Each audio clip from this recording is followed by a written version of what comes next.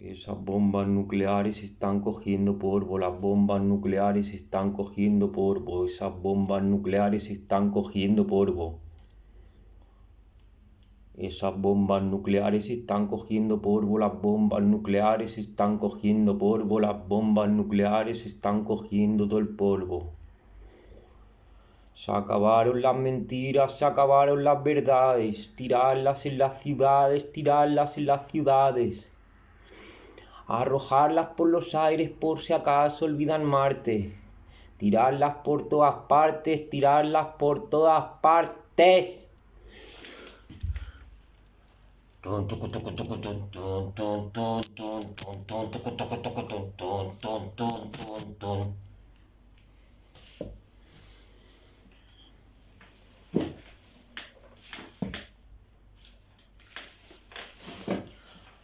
Ha. Ha, ha, ha. Ay.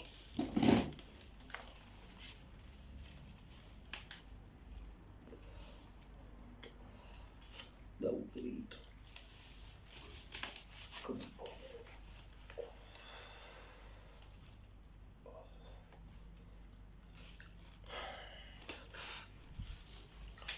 ¿Aceptaría usted $1.000.000 por lo que tiene? Conocí a Rolabot durante años. Vivía en Webb City, Missouri.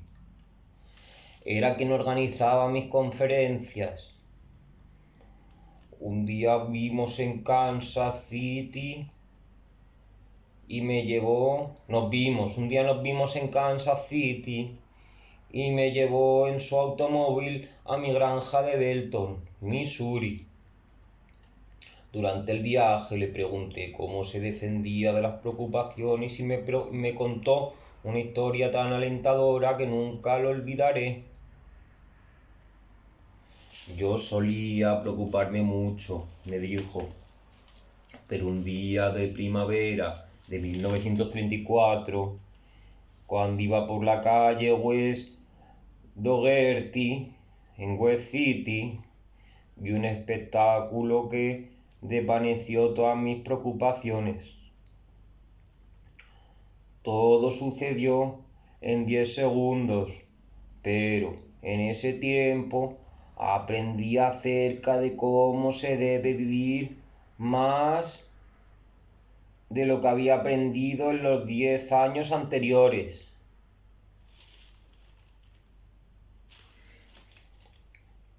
Durante 2 años había tenido un almacén de comestibles en Webb City. No obstante, había perdido todos mis ahorros. No solamente había perdido todos mis ahorros, sino que había contraído deudas cuya liquidación me exigió 7 años. Mi almacén se había cerrado el sábado anterior y ahora iba en busca de un préstamo al Banco Mercantil y Minero, a fin de ir a Kansas City para tratar de obtener mi colocación. Era un hombre vencido. Había perdido mi espíritu de lucha y mi fe. En esto vi que venía por la calle un hombre sin piernas. Estaba sentado en una plataforma de madera equipada con ruedas de patín. Se empujaba con los bloques de madera que llevaba en cada mano. Lo vi en el momento que había cruzado la calle y trataba de subir el escalón de unos cuantos centímetros de la acera. Cuando inclinaba su plataforma de madera para formar el ángulo apropiado, sus ojos se encontraron con los míos. Me saludó con una amplia sonrisa. «Buenos días, señor». «Linda mañana, ¿no es así?». Al contemplarlo comprendí qué rico era yo. Tenía 2 piernas, podía caminar. Me avergoncé de la compasión que yo mismo me había inspirado. Me dije que, si aquel hombre podía ser feliz y animoso sin piernas, yo lo podía ser con ellas. Sentí como mi pecho se ensanchaba. Había proyectado pedir al banco mercantil y minero $100, pero ahora tuve el valor de pedir 200. Había proyectado decir que quería ir a Kansas City para tratar de conseguir un cargo, pero ahora anuncié confiadamente que quería ir a Kansas City para conseguir empleo. Obtuve el préstamo y también el empleo. Ahora tengo colocadas en el espejo de mi cuarto de baño las siguientes palabras que leo todas las mañanas al afeitarme. Tuve aflicción por no tener zapatos, hasta que vi a quien no tenía pies.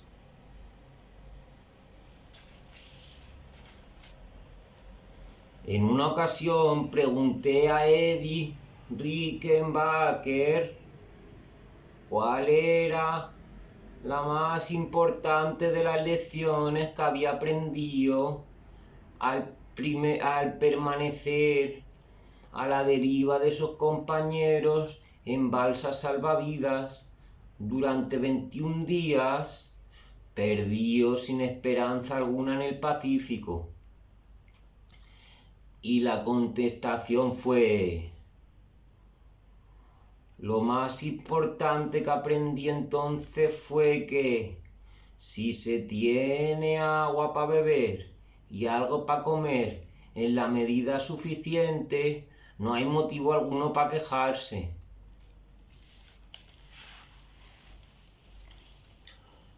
La revista Time publicó un artículo sobre un sargento que había sido herido en Guadalcanal, herido en la garganta por un trozo de proyectil. Este sargento había sido sometido a varias transfusiones de sangre. Escribió una nota al médico preguntando: ¿voy a vivir? El médico contestó: sí. Escribió otra nota indagando: ¿podré hablar? También fue ahora afirmativa la respuesta. Y el sargento escribió una tercera nota: ¿por qué demonios me estoy entonces preocupando?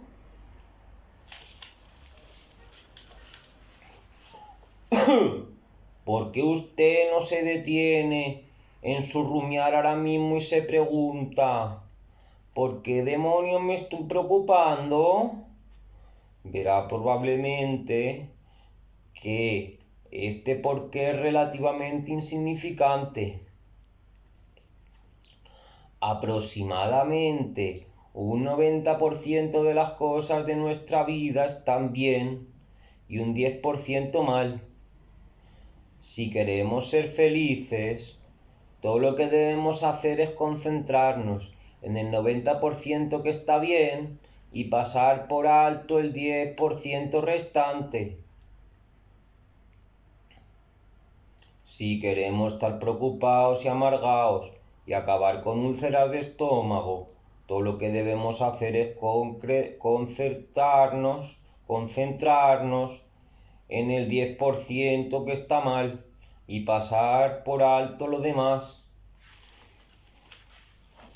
Las palabras think and thank, piensa y agradece, se hallan inscritas en muchas iglesias cromwellianas de Inglaterra. Son palabras que también deberían ser escritas en nuestros corazones.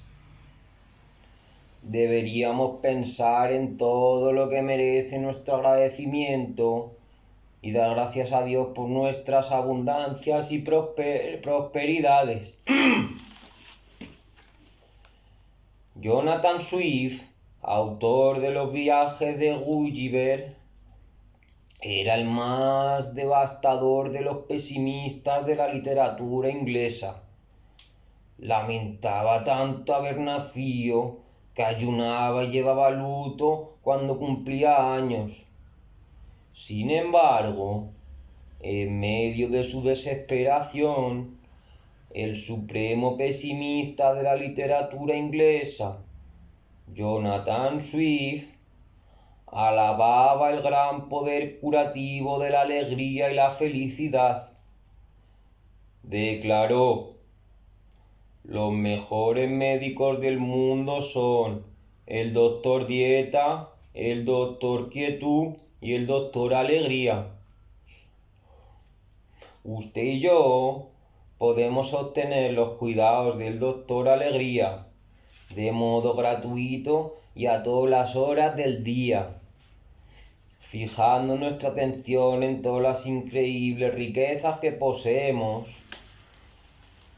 en riquezas que exceden con gran diferencia de los fabulosos tesoros de Alí Baba. ¿Vendería usted sus ojos por $1.000 millones? ¿Qué pediría usted por sus 2 piernas? ¿O por sus 2 manos? ¿Por su oído? ¿Por sus hijos? Uy, uy, uy, uy.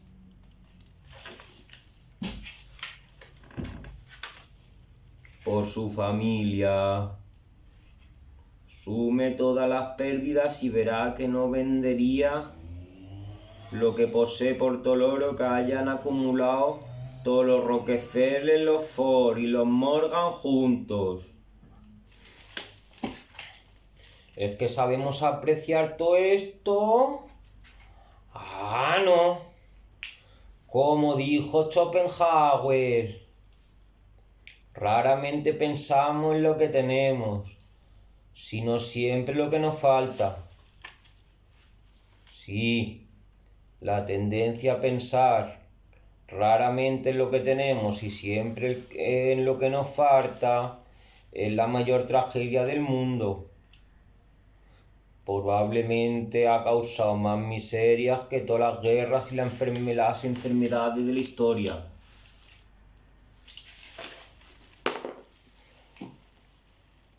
Fue la causa de que John Palmer se convirtiera en un muchacho normal, en un viejo gruñón y destrozara su hogar. Lo sé porque él mismo me lo contó. El señor Palmer de Patterson, Nueva Jersey, se expresó así: poco después de dejar el ejército, me dediqué a los negocios. Trabajaba día y noche. Las cosas iban muy bien. En esto, las complicaciones comenzaron. Me era imposible conseguir repuestos y cierto material. Temía tener que abandonar la empresa. Me preocupé tanto que me convertí en un muchacho normal, que era en un viejo gruñón. Mi carácter se hizo tan agrio y áspero que bien,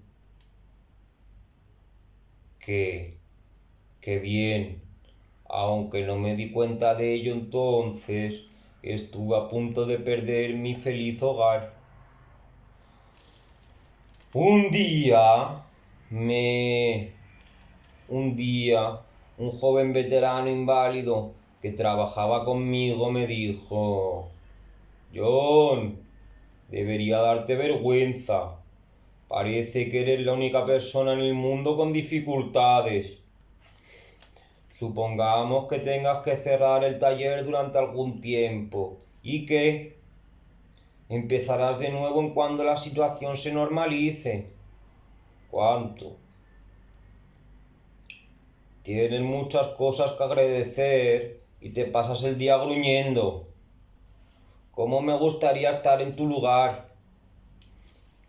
Mírame, con solo un brazo y medio, rostro desaparecido. Sin embargo, no me quejo. Si no cesas de gruñir y protestar, perderás no solamente tu negocio, sino también tu salud y, por supuesto, tu hogar y tus amigos.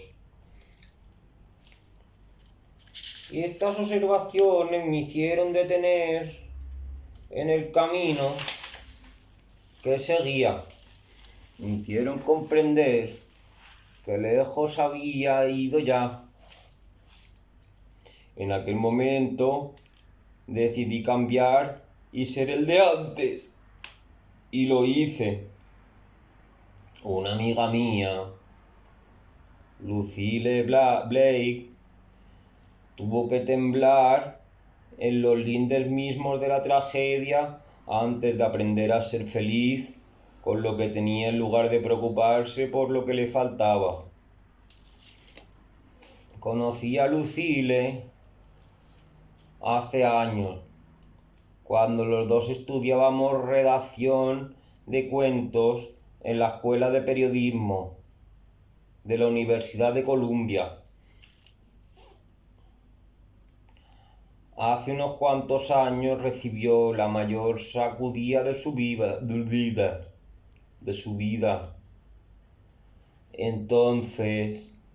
Vivía entonces en Tucson, Arizona.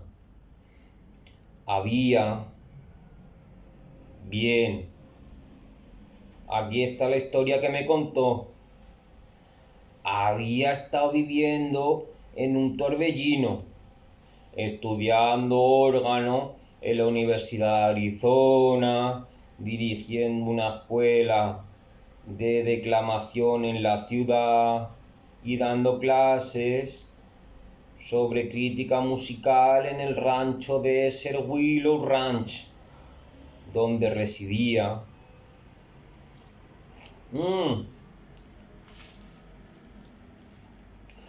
Iba a fiestas, bailes y paseos a caballo a la luz de las estrellas. Una mañana me desvanecí. Mi corazón. El médico me dijo: tendrá usted que permanecer en cama durante un año en reposo absoluto. No me alentó a creer que recuperaría nunca mi perdida fortaleza. En cama durante un año. Ser una inválida y tal vez morir. ¿Por qué me tenían que suceder a mí todas estas cosas? ¿Qué había hecho para merecerlas? Lloré amargamente, pero guardé cama como el médico me había ordenado. Un vecino mío, el señor Rudolf, un artista, me dijo: ¿usted cree ahora que un año de cama será una tragedia? Pero no lo será. Tendrá usted tiempo para pensar y conocerse. Obtendrá en los próximos meses un desarrollo espiritual muy superior al conseguido en toda su vida anterior. Quedé más tranquila y traté de desarrollar un nuevo sentido de los valores. Leí libros inspirados. Un día oí que un comentarista de radio decía: solo se puede expresar lo que se tiene en la conciencia. Había oído palabras semejantes muchas veces, pero éstas penetraron en mí muy hondamente y echaron raíces.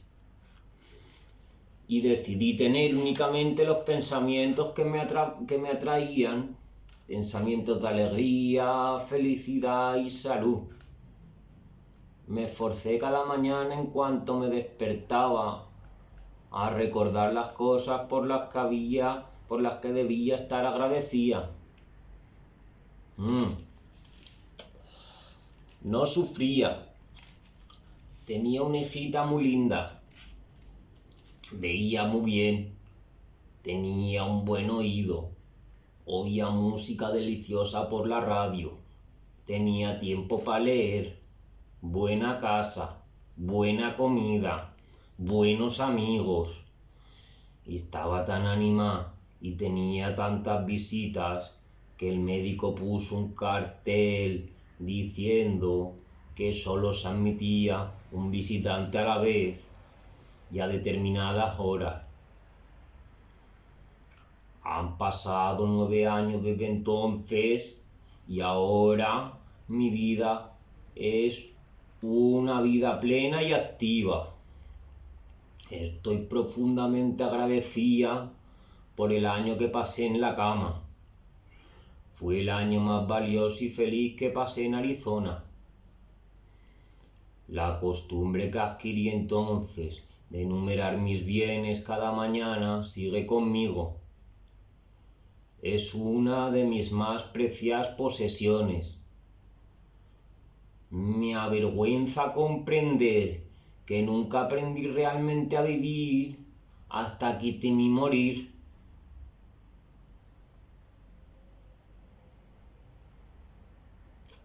Aunque cabe que no se haya dado cuenta de ello, usted, querida Lucille Blake, aprendió la misma lección que había aprendido 200 años antes el doctor Samuel Johnson, quien dijo: la costumbre de ver el buen lado de cada cosa vale más que 1000 libras al año. Eso dijo Samuel. Estas palabras fueron pronunciadas, tengámoslo en cuenta, por un optimista profesional, pero también por un hombre que había conocido la ansiedad, la pobreza, el hambre durante 20 años y para convertirse finalmente en uno de los más eminentes escritores de su generación y en el conversador más brillante de todos los tiempos. Logan Pearsall Smith concentró mucha sabiduría en unas cuantas palabras cuando dijo: hay 2 cosas que deben perseguirse en la vida. La primera es conseguir lo que se quiere. Tras esto, disfrutar de ello. Solo los más sabios logran lo segundo. Les agradaría saber cómo hacer para que hasta fregar los platos en la artesa de la cocina resulte una cosa interesante. Si es así, el método está expuesto en un alentador libro de valor increíble de Borghild Dahl. Se titula I wanted to see. Quería ver. Este libro fue escrito por una mujer que estuvo prácticamente ciega durante medio siglo. Y esta mujer escribe: solo tenía un ojo y mi ojo único estaba cubierto de tan densas cicatrices que mi único modo de ver era a través de una pequeña abertura a la izquierda. Me cago. Para leer tenía que colocar el libro muy cerca del rostro y forzar mi único ojo hacia la izquierda cuanto pudiera. Así. Pero esta mujer no quiso ser compadecida. Se negó a ser diferente. Cuando... Cuando niña, quiso jugar a la rayuela con sus compañeras, pero no podía ver las marcas. En vista de ello, cuando las otras niñas se fueron a casa, se arrastró por el suelo, con los ojos cerca de las marcas. Se aprendió de memoria cada trozo del suelo en que sus amigas jugaban, y pronto se convirtió en una experta en diversos juegos. Aprendió a leer en su casa, con un libro de tipos muy grandes que mantenía tan cerca de los ojos que sus pestañas rozaban las páginas. Imagínese. Obtuvo 2 títulos universitarios. El de Bachelor en Artes de la Universidad de Minnesota y el de Máster en Artes de la Universidad de Columbia. Comenzó a enseñar en la aldea de Twin Valley, Minnesota, y ascendió hasta convertirse en profesora de periodismo y literatura en el Augustana College de Sioux Falls, Dakota del Sur. Enseñó aquí durante 13 años y, al mismo tiempo, dio conferencias en sociedades femeninas y ante el micrófono sobre libros y autores. Y escribe: en el fondo de mi espíritu había albergado siempre el temor a la ceguera total. Con el fin de superar esto, adopté hacia la vida una actitud animosa, casi bulliciosa y jaranera. Después, en 1943, cuando tenía 52 años, sucedió un milagro. Una operación en la famosa Clínica Mayo. Ahora ve 40 veces mejor que había visto en cualquier momento anterior. Se abrió así ante ella un nuevo interesante mundo de belleza. Encontró interesante hasta lavar platos en la artesana de la cocina. Escribe: comencé a jugar con la blanca espuma en la pileta. Hundí mis manos en ella y tomé una bola de diminutas pompas de jabón. La puse a la luz y pude ver en cada una de ellas los brillantes colores de un arco iris en miniatura. Cuando miró por la ventana que había encima de la artesana, vio las batientes alas de un gris negruzco de los gorriones que volaban a través de la densa nieve que caía. Encontró tal placer en contemplar las pompas de jabón y los gorriones que cerró el libro con estas palabras: mi Señor, Padre nuestro que estás en los cielos, gracias, gracias.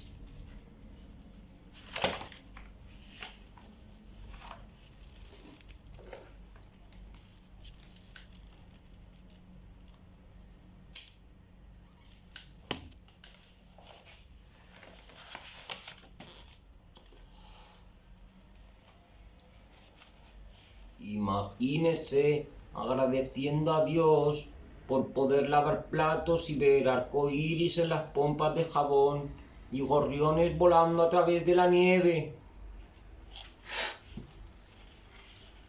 Usted y yo deberíamos avergonzarnos de nosotros mismos.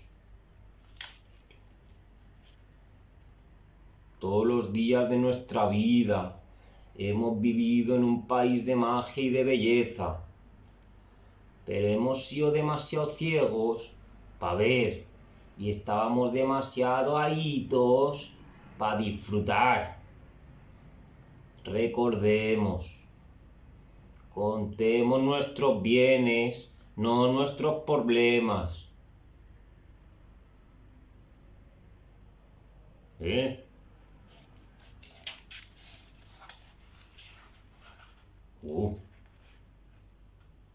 feo.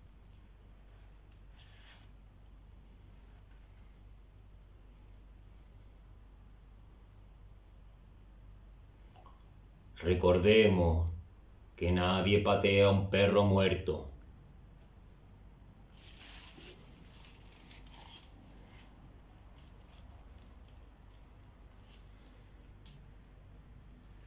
Vamos a desengranar esto. Que le deis al like y os suscribáis si queréis. Que me dejéis un comentario para mí y para que se vea. Y muchas gracias por la escucha y la atención y por todo lo demás. Adiós, muy buenas.